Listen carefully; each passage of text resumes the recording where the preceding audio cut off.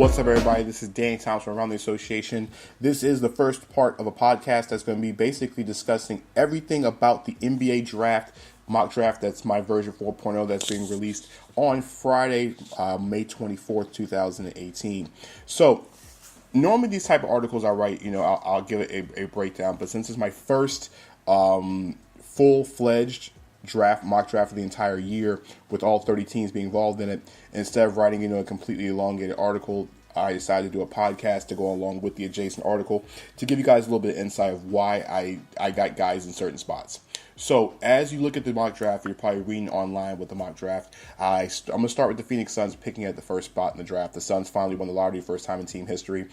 Brand new head coach, a brand new start. Josh Jackson said he wore something completely lucky for the draft. They explained for the lottery, they explained what it was, but they was somehow lucky enough to get the Suns' number one overall pick. The Suns were the worst team in the NBA all season, and they had holes everywhere. I mean, outside of of players like Devin Booker, who was phenomenal, T.J. Warren, who's a really, really good scorer, and Jackson, who was learning to become a rookie. The rest of the team was basically pretty bad. They traded for Elfrid Payton at the deadline to try to find a potential point guard, and just like people realized in Orlando, Elfrid Payton just didn't get it done. The center position was a wreck this year. Tyson Chandler, Alex Len didn't really do much on that side of the ball. Dragon Bender still hasn't figured out his place in the NBA, and Marquise Chris is Marquise Chris. Allen Williams missed most of the season, and now the Suns are now trying to figure out a brand new situation and what to do with the number one overall pick. Well, in this draft, there's really two players in this draft that's deserving of the number one overall pick. It is DeAndre Ayton of Arizona, a guy that's in the Phoenix backyard. One of the best legitimate big man prospects we've seen in a very, very long time. Very skilled. Has a tremendous NBA. He's an NBA ready body. He has range out to the 3-point line.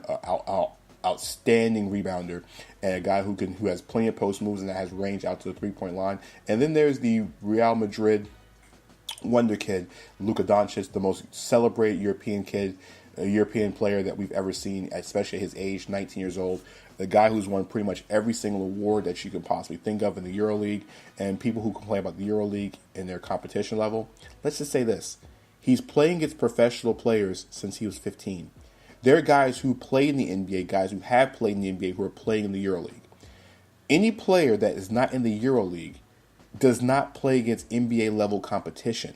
I'm sorry, DeAndre Ayton's games in the middle of January against Washington State is not considered better competition. Luka Doncic playing overseas against Moscow, who has 3 or 4 NBA players, or even his practice, where he has guys that have played in the NBA on his team right now. So, as the number one overall pick, the Suns are down to 2 players. And I think the Suns are going to take, at this moment, Luka Doncic. Your head coach is Igor, I won't say Korolev, I can't say his last name correctly right now at this point. But he's the guy that's been coaching Luka Doncic on his national team. If anybody knows the potential of how good Luka Doncic is, it's the guy coaching his national team. It makes sense.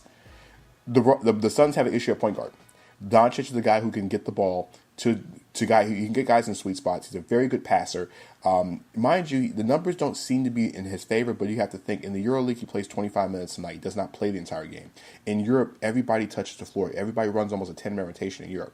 So he's not going to have the 45, 50-minute games that you're going to see. He plays 25 minutes a night. He only played 4 games over 30 minutes the entire season.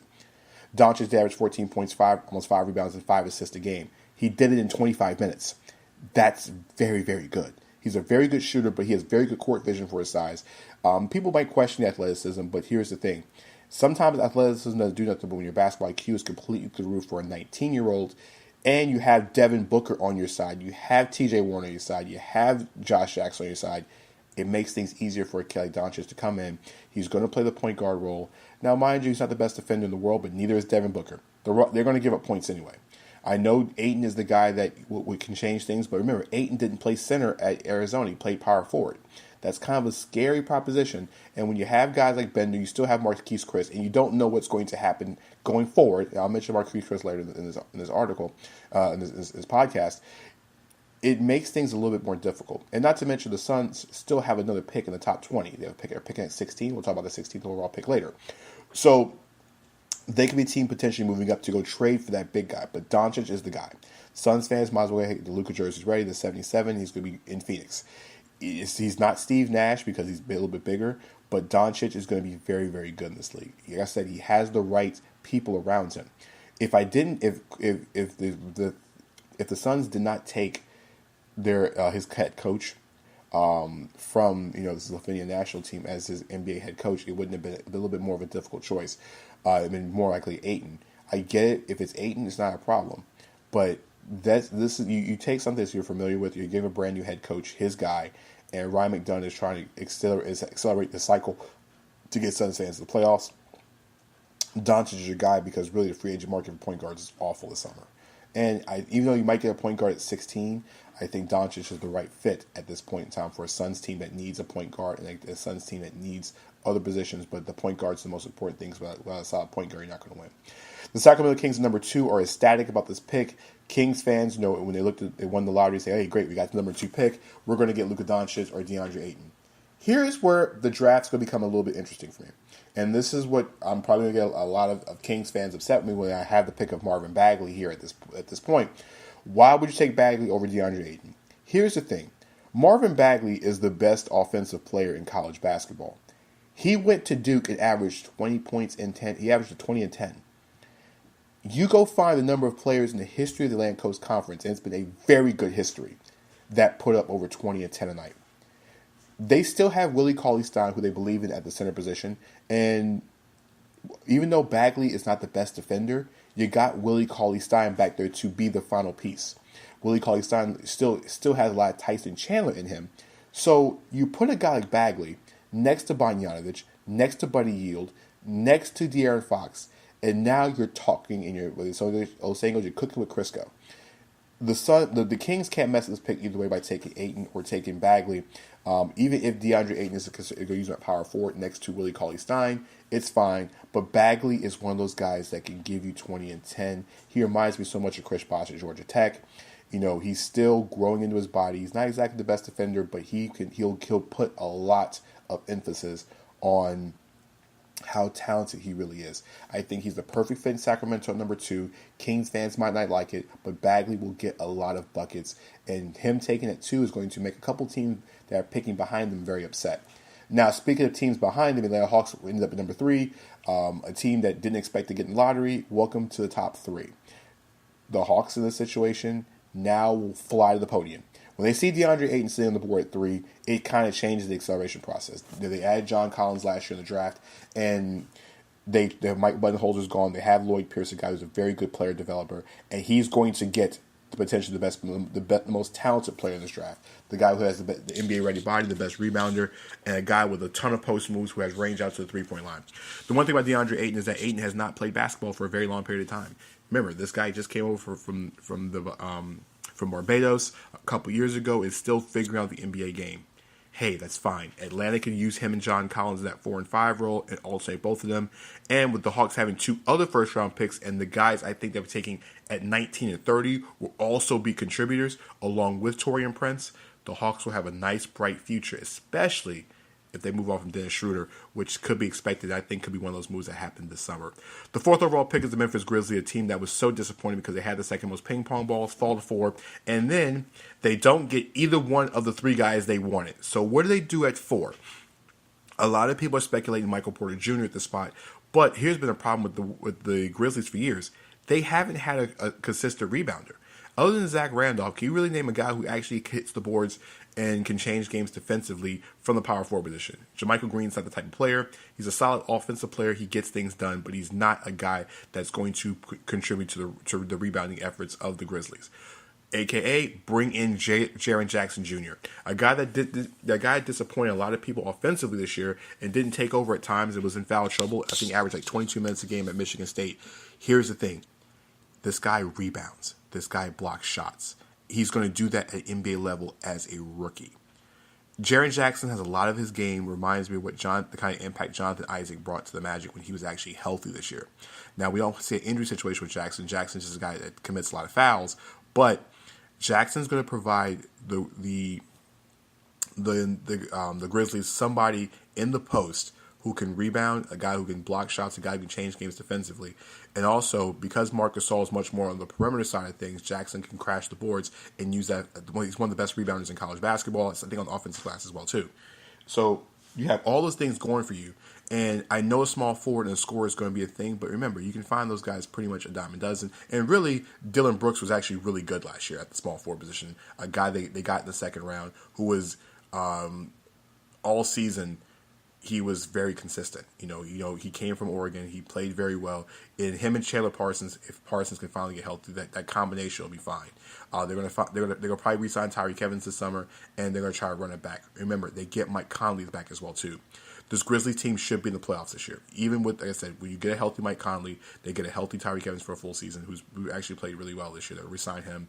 You have, Dylan Brooks and Chandler Parsons. You add Jaren Jackson, who's going to add defensive toughness and rebounding as a rookie already. He's already very good in those things. And you have Gasol, who's getting older, but he's still an effective offensive player, shooter, and passer from the big man position. And JB Bickerstaff has a nice little team going to the playoffs next year. The fifth overall pick belongs to the Dallas Mavericks. And so the Mavericks are the team I mentioned in the podcast earlier in the week, that they're the team that I think is going to get out of the lottery. And when I say out of the lottery, they're going to move the pick for something, because Mark Cuban is not going to stand still and allow another draft choice to be on this roster. Mark Cuban is one of the guys who is not particularly fond of building through youth. He wants to win now. His star player, Dirk Nowitzki, and yes, I say star player because he's still building around him, is really pretty much on his last leg. I'm not saying this draft pick is going to change the world, but they're going to try to make a move for somebody this summer, DeAndre Jordan, among others, Julius Randle, Aaron Gordon. They're going to try to find somebody to piece together with Dirk and Harrison Barnes and Dennis Smith Jr. I think they'll try to package this pick in a player like Wesley Matthews, who's making a lot of money and really not been the productive player he expected to do, to get somebody, maybe DeMar DeRozan, somebody who's disgruntled. Hey, I even see CJ McCollum potentially be part of this team if they make a move, especially if the Blazers want to blow things up there. But if they keep the pick, the guy they're going to take is Mo Bamba, Mohamed Bamba from Texas. Why do you take Bamba? Listen, the Mavericks have struggled to find a legitimate center and haven't had one since Tyson Chandler. They have used almost anybody and everybody they could find. They've traded for Nerlens Noel. They've used Dwight Powell. They've used a multitude of centers to try to get it done. Mesri. They just haven't had a guy to get anything done at the center position. Bamba is a project. Bamba is a shot blocker. He's a rebounder. He does a lot of those things Tyson Chandler does, and he can even extend the floor down to the three-point line. The one thing scary about Bamba is that besides his length, which is extremely scary, is the fact of it just screams bust all over him. Like, he can be one of those guys that out of the top 7 to 10 guys in the league in this draft class, he's the one that has the highest bust, but his ceiling is so high that it's kind of hard to pass up a guy with so much length. He consistently can hit the three-pointer in practice. He has range out there. We just haven't seen it. Dallas has to get a guy to patrol the paint, because Dirk can't do that.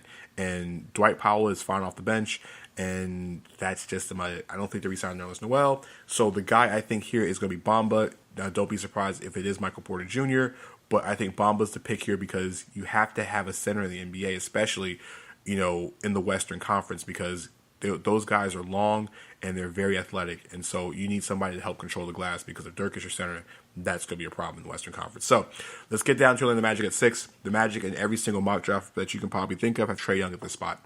But most of these mock drafts also don't have the Magic seeing Michael Porter Jr. sitting on this board as well, too. I have the pick of Michael Porter Jr. here at 6. Here's the reasoning behind it, and this is where I decided to do this podcast for situations like this. The under Magic do need a point guard. But the problem is the Magic are a team, if you draft Trae Young, you're expected to try to turn this thing around. It is now May 24th, and we, in the Magic, who are a team I cover on a regular basis, still do not even have a head coach. Their star player, Aaron Gordon, is a restricted free agent this summer and is going to command a max contract this summer. Somebody in this NBA, because we all know this, because you've watched the NBA long enough, somebody is going to open the checkbook and open the book for Aaron Gordon. The Magic have a situation where Jeff Weltman has to match. Weltman is a guy that sat back the entire year and tried to figure out the landscape of the Magic. The Magic are in salary cap hell right now because they have guys that can't move right now. Evan Fournier's contract, you're not moving. Bismack Biyombo's contract, you're not moving. And to put $100+ million in a guy you're not 100% sure about is a $100 million question. Now, Gordon was really good this year, but there's been moments where Aaron Gordon, between the health and the fact that Aaron just wasn't aggressive enough, especially on the offensive side, became much more of a jump shooter, it can be frustrating at times. Is Aaron Gordon worth $100 million? Numbers-wise, not really, but in the growing market of how guys are getting paid, especially guys like Otto Porter, he's well worth it. The Magic have a decision. This pick determines what happens for the future of Aaron Gordon. Trae Young and Michael Porter on the board. The Magic have struggled scoring the basketball over the last few years. They have not had a consistent 20-point game scorer since Rashard Lewis was down here. It's been a long time. The Magic have to go for the best player on the board. And yes, Trae Young led the country in scoring, led the country in assists. It's great. Trae Young is going to be a problem defensively. If you had a better guard next to him that played better defense, now they have Jonathan Simmons, but you still have Evan Fournier, who's going to control a lot of minutes on the floor because Fournier is your best scorer. Fournier is a good number 3 scorer on most teams, but he is not a number 1 option. He's the number 1 option in Orlando right now. Michael Porter Jr. is the pick, in my opinion, at this point. If Porter Jr., it came out of Michael Porter Jr., a healthy Michael Porter, and Trae Young, you take the guy with the better upside, the guy that is 6'10", the guy who is the best pure scorer in the entire draft, and you go from there, and you play chicken with Aaron Gordon at this point. Because if Aaron Gordon walks, you're not stuck on the hook of the contract, and Michael Porter at this point might be just as good a scorer at this point than Aaron Gordon is right now. Leads to 7 the Chicago Bulls. The Bulls and Trae Young, it sounds like a match made in heaven, but guess what? They still have Chris Dunn. Chris Dunn actually was really good, so he hurt his face at the end of the season and could not do much down the stretch. They're going to re-sign Zach LaVine, and the guy I had them taking at 7 is Wendell Carter Jr. at Duke. And this is why I say Wendell Carter. Now, the small forward position is a very, very gaping hole. They still haven't filled that hole, but Robin Lopez is getting longer in the tooth. They need more scoring in the post. Lauri Markkanen has been phenomenal, but Lauri's not a guy that's going to bang. Carter Jr. already right now can get in the post. He can score. He actually was hitting, I think he hit 40% from the three-point line. Now, mind you, he only took 18 three-pointers. He hit 18 three-pointers this season, but hey, he has kind of range out there. Carter could already rebound, already defend at the NBA level, and instead a solid enough post moves to give the Bulls something on the interior. So you have a rotation of Lopez along with Markin. You have Wendell Carter, you have Bobby Portis. I think you're fine. I think this is a good start. You'll find a small forward later in the draft, or you might find something in the offseason. The Bulls are one of those teams that has cap space. I like Wendell Carter at this pick. It makes a lot of sense. Like I said, Rolo's getting a little bit longer in the tooth, so it's a good way to transition, especially with Lopez being a potential free agent in 2019. It does make a lot of sense. The Cleveland Cavaliers are picking at 8. It's a pick they acquired from the Brooklyn Nets, acquired from the Boston Celtics in the Kyrie Irving trade, which is the Brooklyn Nets pick. The Brooklyn Nets unprotected number 1 pick. The one thing about this pick was the Brooklyn Nets didn't care about their team, so they started care about the Cavs team, so they started winning basketball games. And as we saw in Game 5, the Cavs had issues scoring on the perimeter. This is where the Trae Young pick is perfect. Trae Young is a guy that could potentially keep LeBron James here, or this could be a pick that could be moved. But if they decide to keep the pick, which I think is pretty self-explanatory, you go with the guy who gets buckets. As we've learned tonight on May 23rd, before this podcast was recorded, J.R. Smith and George Hill is your starting backcourt. George Hill feels like he's 827 years old. J.R. Smith is about 822 years old. Jordan Clarkson is not a starting point guard in this league. He's a 6-man. Trae Young is one of the best shooters I've seen coming out of a draft in years.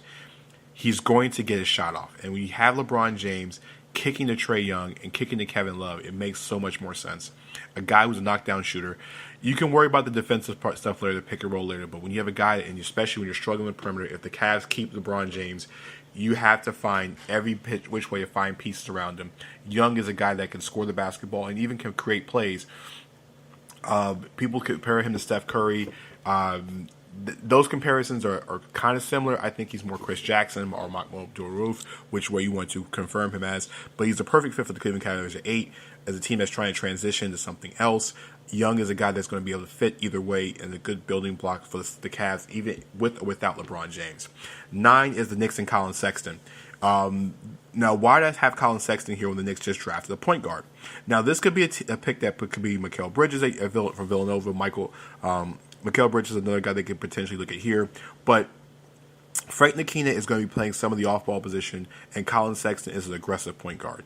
It's a perfect match made in heaven. You know, David Fitzdale likes point guards that are aggressive and guys who can defend. Colin Sexton is good at both of them, has a very good size and very athletic for his stature. Remember, he played an entire year at Alabama. He was coached by Avery Johnson. People forget Avery Johnson was a championship point guard for San Antonio for a number of years. So when you learn the NBA game from a point guard, or in college, the NBA game from a guy who's won championships, you kind of love that experience. You kind of love what he brings to the table. So Sexton can bring the Knicks. You know, he's not exactly the best knockdown shooter. He gets a guy that can get to the lane. He can drive. And if Ntilikina becomes a better shooter, which I know he can, those two can play off each other, and there's going to be nothing but steals galore between those two guys. And it'll be a nice little fit next to Tim Hardaway Jr. until they get Kristaps Porzingis back, hopefully in January, February. As you can hear my cats in the background meowing, that's Oliver. If you guys want to, say hi to Oliver, by all means. The 10th overall pick is the Philadelphia 76ers. It's the pick they acquired from the Los Angeles Lakers in the trade last summer, in the Jason Tatum trade. So, the pick here is Mikal Bridges from Villanova. It's a pick that the team has needed. J.J. Redick is a free agent. Another guy, another 3-and-D guy. Even though Covington was first team All-NBA defensive, Robert Covington's shot was nowhere to be found in the playoffs. Bridges being a Villanova kid, the Sixers know this kid. He's a very good 3-and-D guy, can play both ends of the floor. He's super athletic, can knock down shots. And another guy that you could put next to Markelle Fultz, and the Sixers will have another weapon going forward. Can you just think about the youth and the talent on that team? With Fultz being healthy, you have Bridges, you have Simmons, you have Embiid, you have Sarge, you have John Bolden coming over. It's nothing more than just a team that is phenomenally built on both sides, and there's so much strength there. And then, you potentially add a guy like Paul George or Kawhi Leonard in the offseason, maybe LeBron James if James decides to change his mind. There's so many different ways and so many different options that you have at those spots. Bridges, but I think Bridges is the guy because it gives another 3-and-D guy. And secondly, you're going to lose Marco Bellinelli. You're going to lose J.J. Redick to potential free agency and try and clear cap space. So somebody has to come in and fill the role for the Sixers. Bridges does that, and I think he's very good. And what he did all year at Villanova is great because Sixers fans already know this guy. They know what kind of player he is. And he's already a good enough defender, already to defend, and the Sixers need as many defenders as possible, especially, when you're in the Eastern Conference, when it's a guard-oriented conference. The Charlotte Hornets at 11 take Kevin Knox from Kentucky. I know another Kentucky small forward. They had Michael Kidd-Gilchrist, and that worked out very well. The difference is Kevin Knox can already score. We don't have to. Charlotte fans don't have to worry about a guy who can score the basketball because Charlotte has struggled with scoring on the perimeter. The team is still looking to figure out what to do with Kemba Walker, and Malik Monk is going to have to grow into a guy in year number 2. They still have Nick Batum. The Hornets are a mess right now. Marvin Williams is 35 years old and is starting power forward. Knox can't come in and play power forward, and you still have Dwight Howard. There's just guys. There's just holes everywhere, and the new head coach out in Charlotte, James Borrego, and Mitch Kupchak have got to figure this out. Borrego is a guy who can coach very well, and I think he's going to get the best out of Kevin Knox. And I think with him running next to Malik Monk, I think we'll get more minutes. And with Batum in the rotation, Knox can score the basketball, can knock down shots. He's a little bit frail, has a kind of a Kevin Durant type of build, but he's going to provide one thing from the wing position as a guy who can score the basketball, and Charlotte has not had a good wing scorer in years. The last wing scorer they had, I think, averaged over 15 points a game was Gerald Wallace. So that's something they have not had in years. I think Knox can come in and do that right away. The Clippers are picking 13 and 14, so these picks will go back to back. I have Shai Gilgeous-Alexander and Robert Williams going at 13 and 14. It doesn't matter about the picks. It's the same team going in those two spots. Why did they take both these guys? Robert Williams, we'll start with Gilgeous-Alexander from Kentucky. Listen, the team needs a point guard right now. Milos Telovic is a little bit older, a little bit longer in the tooth. He is not a starting point guard in this league, but he can be very solid. Pat Beverly's coming off an injury, and you got to worry about, do you want to pay Pat Beverly long term? He's not the offensive guy that Shai is. He's not as light guy as Shai is. Now, mind you, he's not the defender Beverly is, but it's a good way to restart and put your culture down. Jerry West is ready to do something special in L.A. They re-signed Doc Rivers to an extension, and now they're just trying to put the pieces forward. And if anybody knows how to draft, it's Jerry West. Now, the Robert Williams pick is a little bit different because Robert Williams is from Texas A&M. There's a guy on the roster who's a big man that's from Texas A&M. The other part is Robert Williams knows rebound. Robert Williams is very athletic. Robert Williams could shot block. This reminds me of a guy that's already on the roster. Yeah, DeAndre Jordan. If Jordan decides to walk away, Robert Williams steps right into that role. It's a guy that can rebound and block shots very well. The offensive game is still developing, and we'll never know if he's going to be a really good offensive player, but he already comes into the role and already can rebound and block shots already. The 12th pick came from Detroit, so like I said, the point guard is going to be the pick at 12. The power forward is going to be the pick at 13. The Clippers will start rebuilding this franchise from then and there. They still have, they're going to get a healthy Danilo Gallinari back, and they have Tobias Harris. Robert Williams will step right in and be a nice little be a huge body off the bench, a guy that grabs alley-oops, a guy that's going to be very effective at the pick and roll. And like I said, if DeAndre Jordan decides not to be part of this program going forward, Robert Williams is a nice little fit to replace him because, hey, they went to the same school, they have the same build, and they had the potential of the same type of game. So I think it's a good fit because, like I said, if DeAndre decides that this is last year in L.A., this is where the right fit's going to be. The Denver Nuggets are at 14. The Nuggets they're the Noah's Ark of the NBA. They have two at every position, it seems like.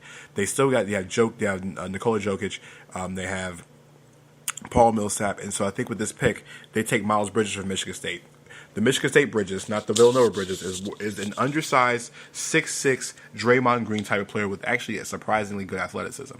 He's much better as a low 4, but the thing with Bridges is that he's another talented player they're going to add to this roster.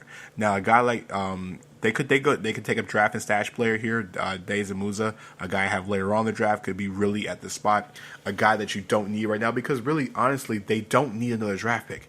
They have so many guys on this roster. They need to start packaging some of these guys and getting rid of some of this stuff. Some of the players on the roster. I mean, they have Will Barton. I mean, they trade Moody. Barton's a free agent this summer. You have Gary Harris. You have Jamal Murray. They have so many different pieces. You have Wilson Chandler. Kenny Fareed. They got guys everywhere. They've got to get a better outlook. But if they're going to keep the pick and then it's not a draft and stash, Miles Bridges is the perfect fit here.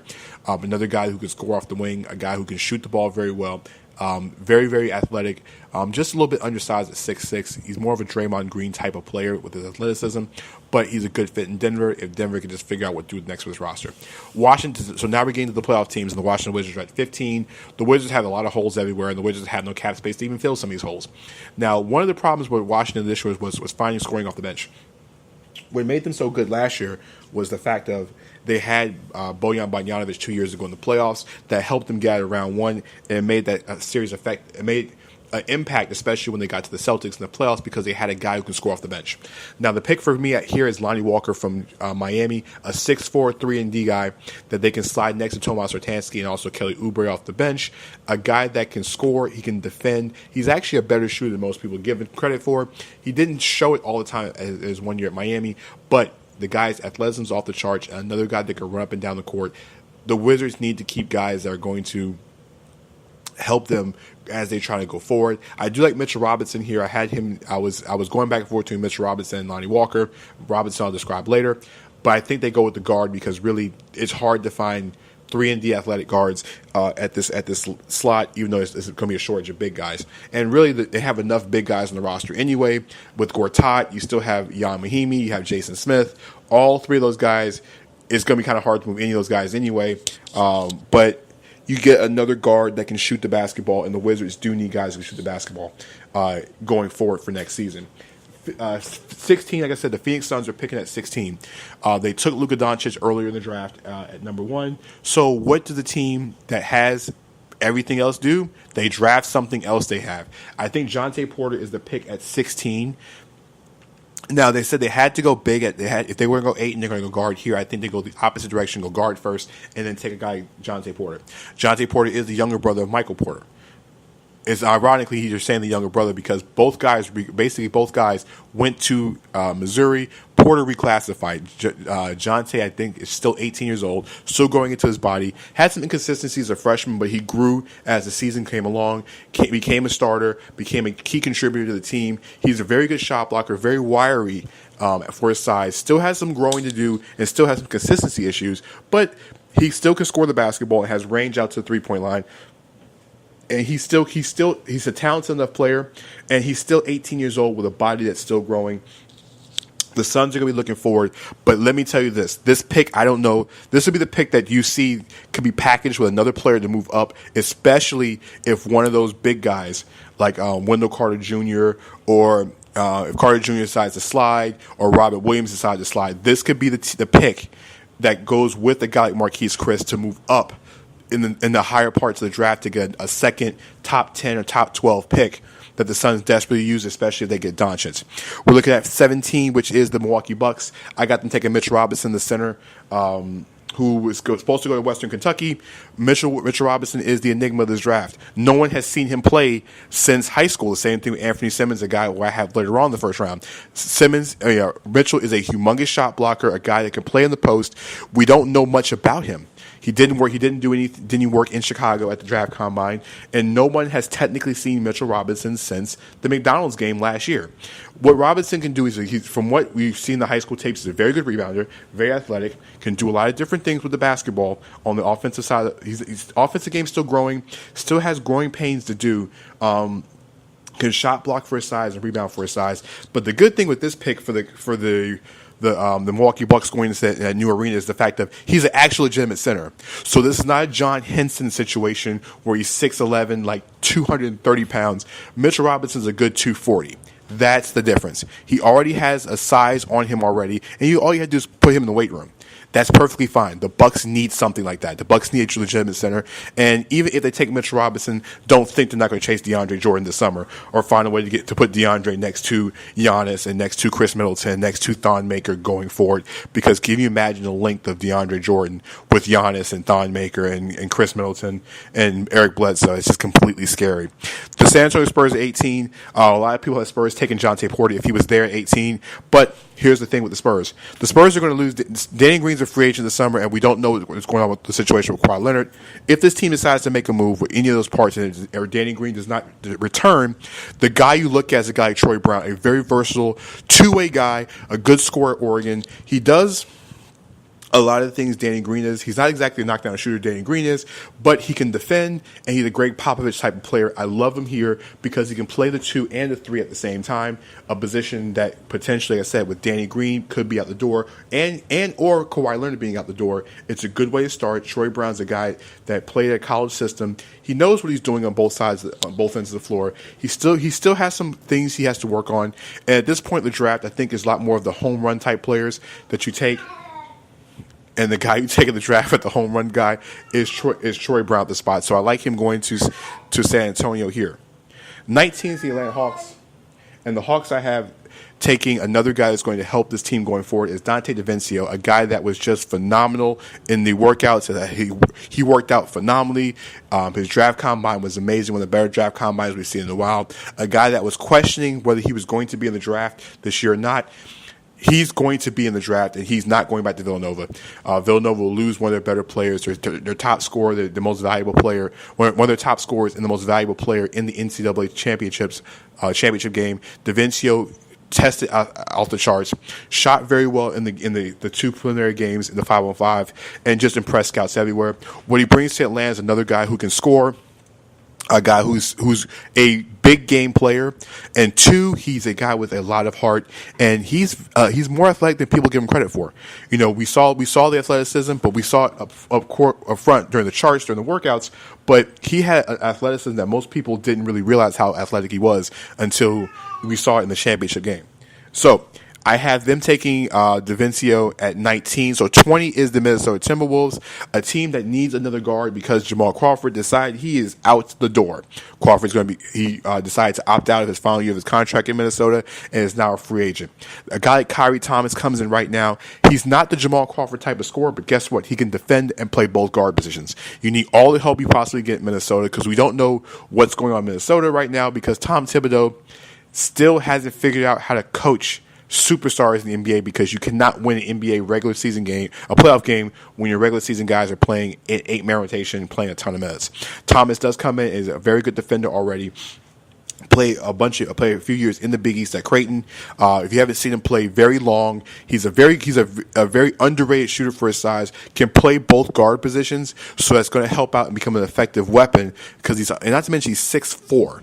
So when you have a 6'4" guy that can play both guard positions, it makes things easier. So it's not like using a smaller guard to do different things. Like I said, he's going to come in and probably take over in Jamal Crawford's role. He still can play next to Derrick Rose. He's a good enough shooter to play next to a guy like Derrick Rose. And I think Tom Thibodeau would love the fact that he does play defense. So you get a guy who can play defense and play both sides and can also fill both guard spots. You have a win here. The Utah Jazz at 21, a team that was really good in the playoffs. They won the opening round series. They got a huge contribution from potential Rookie of the Year candidate Donovan Mitchell. They had guys like Joe Ingles step up. You had Derek Favors, who's a restricted free agent this summer, Rudy Gobert, and a resurgence for Ricky Rubio, among other players on his roster.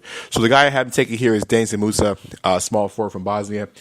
Listen, the Jazz right now are one of those teams where you don't know what you need to take.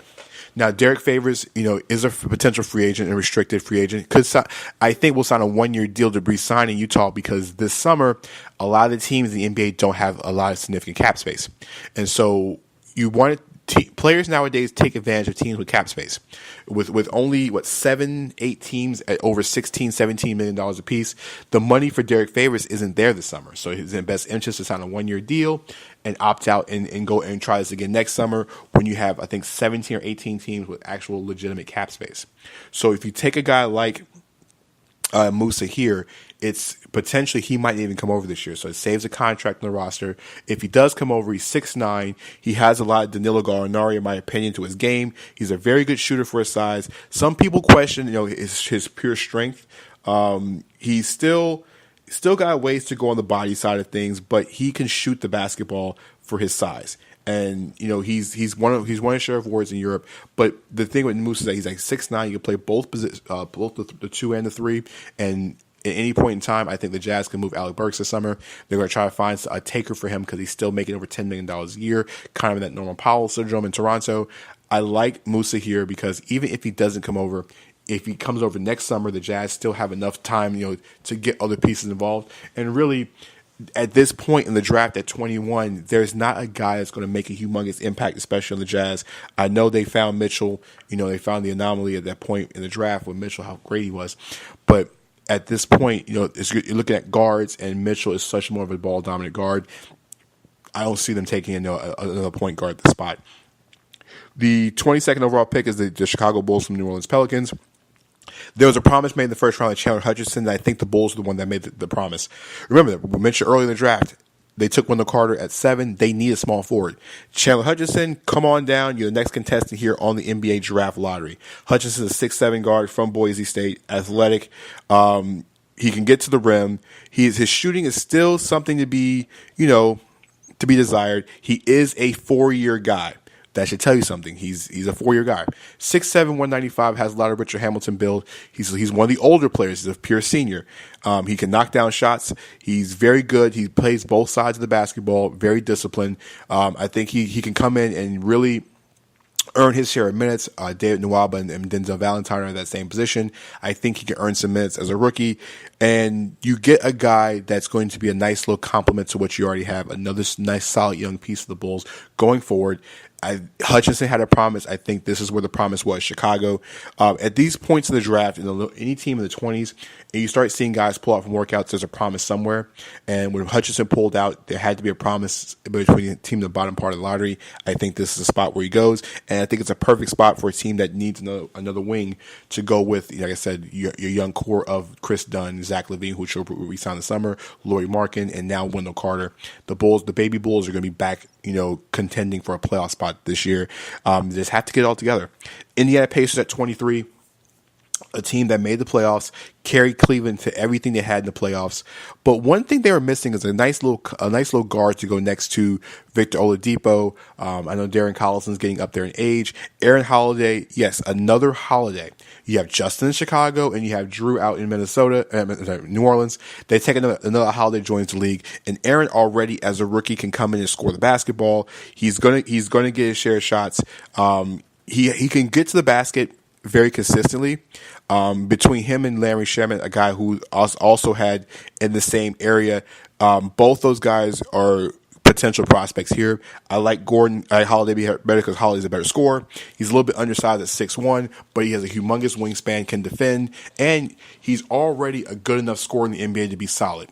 Now, he's not as explosive as his brothers are, but Aaron he has a lot of talent. I think he's going to be really good, and he's learning next to Victor Oladipo.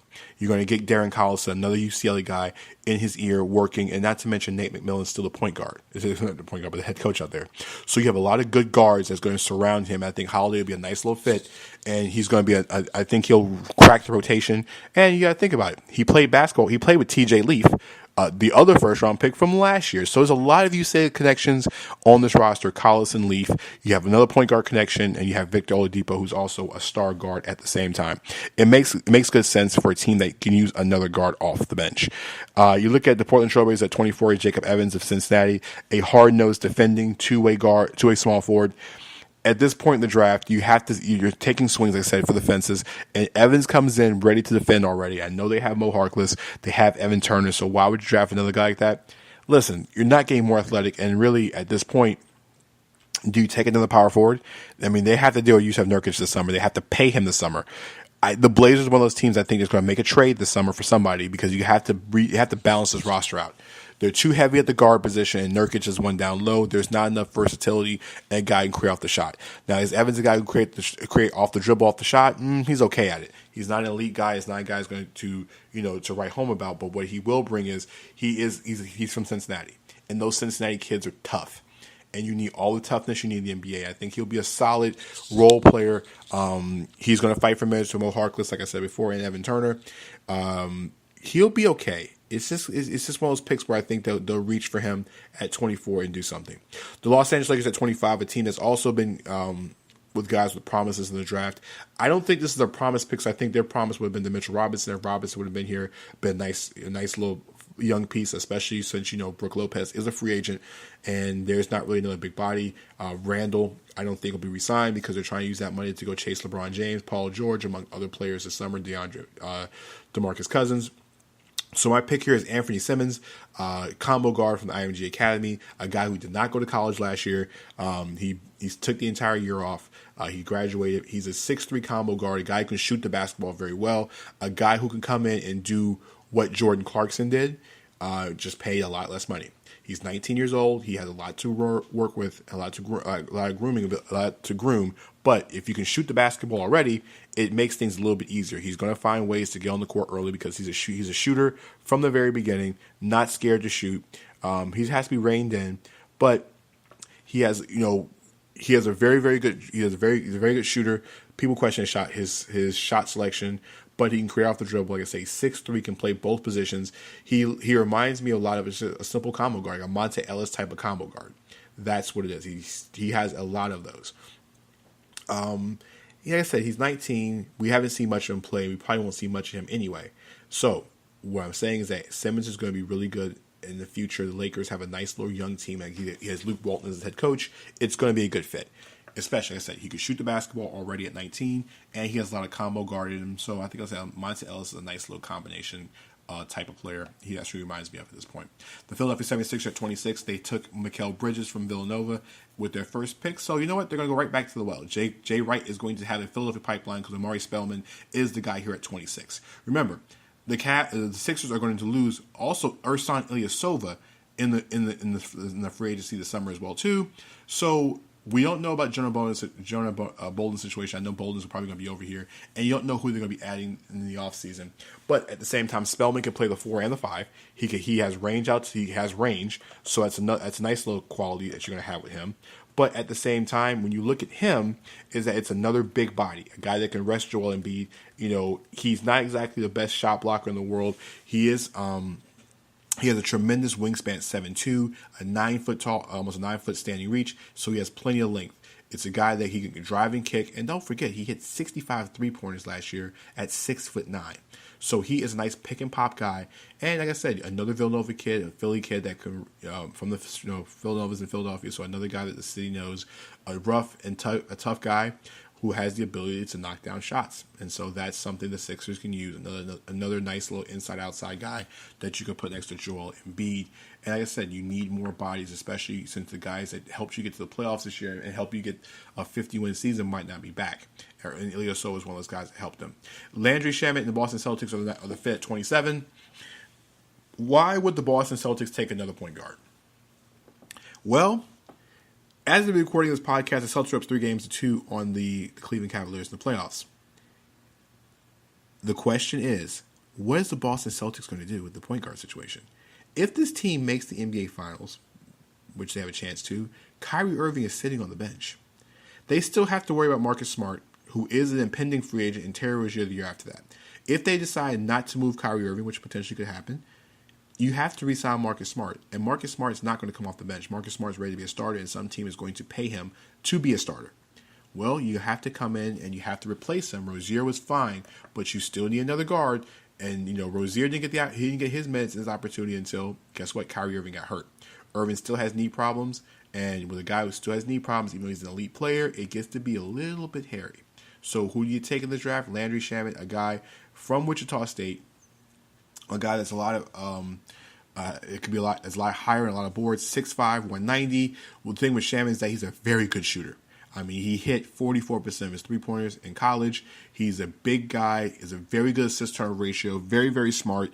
Those Wichita State point guards that come out are very, very good. Those guards, Fred VanVleet, Ron Baker, very cerebral guys that are very, very headstrong, guys that can get things done. And he's he's a very quiet, athletic guy, but he's going to be another guy the Celtics can mold, doesn't need to be playing right away. And I think he could be the nice replacement for Marcus Smart if they decide they can't afford to keep him, or Smart decides, a little bit taking less money, I can get more money someplace else and be a starter. That's the nice focus. But don't forget, Shamet is going to have him sliding because it's just by the fit. But if the Celtics see him at 27, they snatch him up right away and figure out things out later. And besides, Danny Ainge will always find ways to make trades. 28 is the Golden State Warriors. They take a guy in Grayson Allen. Yes, Grayson Allen, the good old Grayson Allen guy. That guy. Allen's one of the best shooters in the draft. Pure shooter is one of the best shooters that ACC has seen in a long time. The one thing about Grayson Allen is that Allen would be a lot higher if Allen didn't have the reputation of dirty play. The Warriors need more shooting. I know that's like the pot calling kettle black. They need more shooting. He's going to come in and hit shots. He's going to take a lot of shots, and he's a guy that can learn the system very well. He's a guy that reminds me a lot of JJ Redick. It comes to effort when it comes to three-point ability.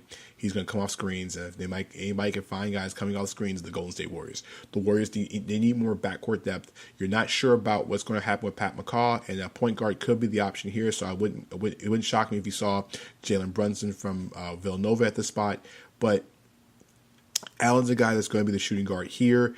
He's just another guy that come off the bench. Andre Iguodala's getting longer in the tooth, and it's another guy the Warriors can just develop. And you'll probably see him in the G League a bit this year so he can get some more game experience because he's not going to see much playing time on the floor.